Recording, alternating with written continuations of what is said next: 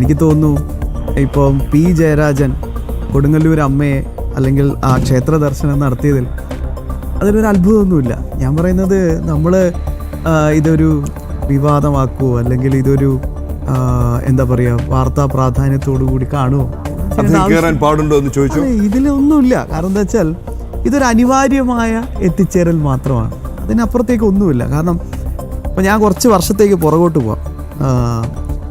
പ്രശസ്ത ചരിത്രകാരൻ അർണോൾഡ് ടോയിംബി, അദ്ദേഹത്തിൻ്റെ പല കോട്ടിങ്സും നമുക്കൊക്കെ പരിചിതമാണ്.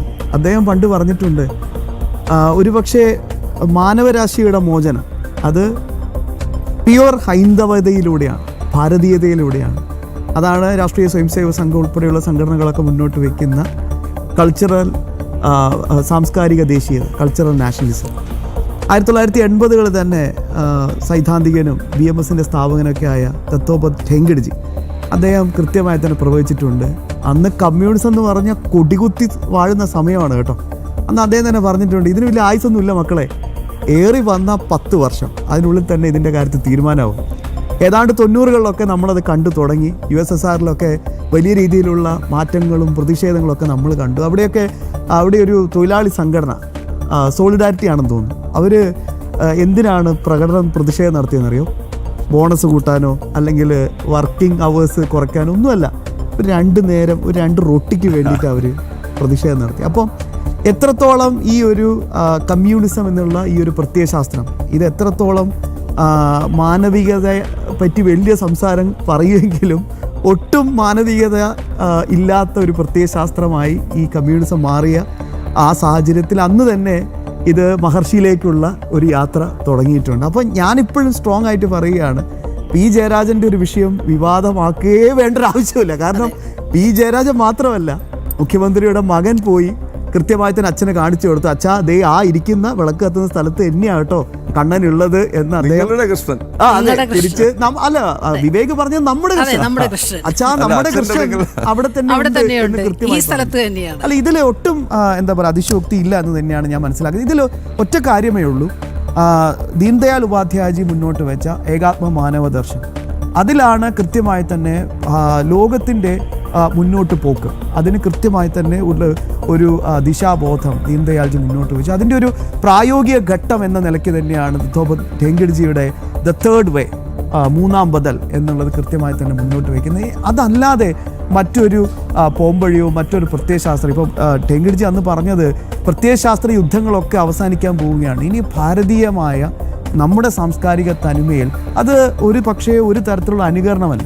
ഇപ്പം ഇതിൻ്റെ ബദൽ വെക്കുന്ന മുതലാളിത്തത്തിന് എന്താ പറ്റിയത്? തകർന്നു പോയി.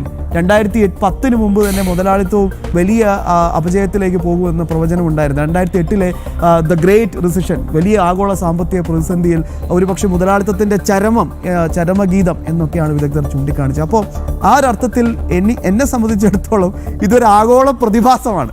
അതിൻ്റെ ചെറിയ അനുരണങ്ങൾ മാത്രമാണ് ഈ കൊടുങ്ങല്ലൂർ അമ്പലത്തിൽ പി ജയരാജനെ കാണുന്നത്, ഒരുപക്ഷെ ഗുരുവായൂരിൽ മുഖ്യമന്ത്രിയുടെ മകൻ വിവേകിനെ കാണുന്നത്. ഇനി നാളെ ഒരു പക്ഷം പ്രിയപ്പെട്ട ഗോവിന്ദ മാഷെ നമ്മൾ ചിലപ്പോൾ ഏതെങ്കിലുമൊക്കെ അമ്പലത്തിൽ കാണാം. ഞാൻ പറയുന്നത് ദയവിത് ജനൻ TVയോട് എനിക്ക് അഭ്യർത്ഥിക്കാനുള്ളത്, നിങ്ങളിങ്ങനെ പുറകെ പോയി വീഡിയോ എടുക്കരുത്. കാരണം ഇത് അനിവാര്യമായ ഒരു എത്തിച്ചേരലാണ്, ഇത് തന്നെയാണ് നടക്കുന്നത്. ഒറ്റ പോയിന്റ് കൂടി പറഞ്ഞ് ഞാൻ അവസാനിപ്പിച്ചോളാം. ഈ ആശാ വർക്കർമാർ സെക്രട്ടേറിയറ്റിന് മുന്നിൽ വളരെ കഷ്ടപ്പെട്ട് വേദന സഹിച്ച് സമരം ചെയ്യുമ്പോൾ അവരുടെ ആവശ്യങ്ങൾ ഒരു തൊഴിലാളി സർക്കാരിന് മനസ്സിലാവണം. പക്ഷെ ആ സമയത്ത് ക്ലിഫ് ഹൗസിലെ സുഖശീതളമയിൽ നിന്നുകൊണ്ട് 1ാം നിലയിൽ നിന്ന് 2ാം നിലയിലേക്ക് ലിഫ്റ്റ് യാത്ര ചെയ്യുന്ന നീന്തൽക്കുളവും പശുക്കളുടെ എന്താ പറയുക ശബ്ദ സംഗീതം കേട്ട് സുഖലോലുപനായി നിൽക്കുന്ന ഒരു മുഖ്യമന്ത്രിക്ക് എങ്ങനെ കഴിയാൻ സാധിക്കുമെന്ന് ഒരു പക്ഷേ ബുദ്ധിജീവികളായ പ്രബുദ്ധരായ കമ്മ്യൂണിസ്റ്റുകാർ ചിന്തിച്ചു കാണും. പക്ഷേ യഥാർത്ഥത്തിൽ കമ്മ്യൂണിസം എന്ന് പറഞ്ഞാൽ അത് തന്നെയാണ്, മറ്റൊന്നുമല്ല. കാരണം അതിൽ മാർക്സും ലെനിനും പറഞ്ഞൊരു പ്രധാനപ്പെട്ട കാര്യമാണ്. ഞാനൊന്ന് ആ വാക്കിൽ തന്നെ വായിക്കുകയാണ്. സ്പഷ്ടമായി എഴുതി വെച്ചത് കൃത്യമായി ഇത് തന്നെയാണ്. അത് തൊഴിലാളികൾ വിശന്നിരിക്കുമ്പോഴും ദാഹിച്ചിരിക്കുമ്പോഴും അസന്തുഷ്ടരായ തൊഴിലാളികളെ ഉത്തേജിപ്പിക്കാനാണ് സഖാക്കൾ ശ്രമിക്കേണ്ടത്. എന്നാൽ ശ്രദ്ധിക്കേണ്ട ഒരു കാര്യമുണ്ട്, ഒരാളുടെ ഭൗതിക ആവശ്യം പൂർത്തീകരിക്കപ്പെട്ടാൽ അയാൾ വിപ്ലവത്തിനായി മരിക്കാൻ തയ്യാറാവില്ല. അതുകൊണ്ട് സംശുദ്ധമായ തൊഴിലാളി പ്രസ്ഥാനത്തെ മുന്നേറാൻ അനുവദിക്കരുത്. മാർക്സ് മാത്രമല്ല, ലെനിനും ഇക്കാര്യം സൂചിപ്പിച്ചിട്ടുണ്ട്. ഏതെങ്കിലും തൊഴിലാളി യൂണിയനിൽ കയറിപ്പറ്റുക, കമ്മ്യൂണിസ്റ്റ് അല്ലാത്തവർക്കെതിരെ കള്ളപ്രചരണം നടത്തുക, ആളുകളെ തെറ്റിദ്ധരിപ്പിക്കുക, കേരളത്തിലെ മാർക്സിസ്റ്റ് പാർട്ടി മാർക്സിൻ്റെയും ലെനിൻ്റെയും ചിത്രം വരച്ചു വെക്കുക മാത്രമല്ല, അവരുടെ വാക്കുകൾ നടപ്പാക്കുന്ന പാർട്ടിയായി മാറുകയാണ്. ഇത് തന്നെയാണ് കുമാരപിള്ള സാറിലൂടെ ദ ഗ്രേറ്റ് ലെജൻഡ് ശ്രീ ശ്രീനിവാസനും കൃത്യമായി തന്നെ അത് ചൂണ്ടിക്കാണിച്ചത്. അതുകൊണ്ട് ദയവായി എന്നെ സംബന്ധിച്ചിടത്തോളം ഞാൻ ആ പോയിന്റിലേക്ക് തന്നെ എത്തുകയാണ്. പ്രിയപ്പെട്ട പ്രേക്ഷകരെ ഒപ്പം എൻ്റെ പാനലിസ്റ്റുകളെ അവരെ വഴിക്ക് വിടുക. ആ പരിവർത്തനം ഇങ്ങനെ നടന്നുകൊണ്ടേയിരിക്കും. ഗൗതമൻ നാരായണൻ, ജനൻ ടി വി ആരോ തെറ്റിദ്ധരിപ്പിച്ചു എന്നാണ് പി ജയരാജൻ പറയുന്നത്. ജനൻ ടി വി എന്നും വിശ്വാസത്തിനായി നിലകൊണ്ടു. ഞാൻ ഈ പറയുന്ന ശ്രീ പി ജയരാജനെ ഞാൻ കാണുന്ന ഘട്ടത്തിൽ ഞാൻ Janam T വിയിലല്ല. Janam T V അന്നേ അത് ഉയർത്തിപ്പിടിച്ചിരുന്നു. ശബരിമല വിഷയത്തിൽ പ്രത്യേകിച്ചും വിശ്വാസികൾക്കൊപ്പം ഭക്തർക്കൊപ്പം എന്ന് ഉറച്ച നിലപാടെടുത്ത് മുന്നോട്ട് പോയി.